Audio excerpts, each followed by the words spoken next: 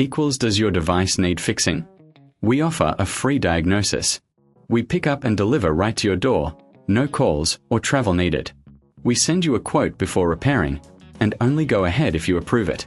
Easy, transparent, and professional. Link in description. If your Thermomix TM31 shows an E23 error, it's time to check the temperature connector. First, unplug the device for safety. You'll need a screwdriver to remove the base screws. Carefully lift the base to access the internal components. Look for any loose connections or visible damage around the temperature connector. A clean internal space is crucial, so use a soft cloth to wipe away any dust. If you notice any corrosion, it may need replacing.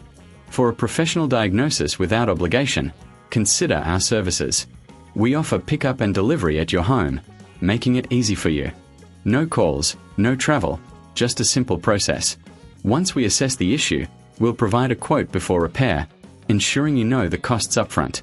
After checking the connector, reassemble the base and secure the screws. Plug in your Thermomix and test it. If the error persists, reach out for expert help. Regular maintenance can prevent these issues, so keep your device clean and check connections periodically. Does your device need fixing?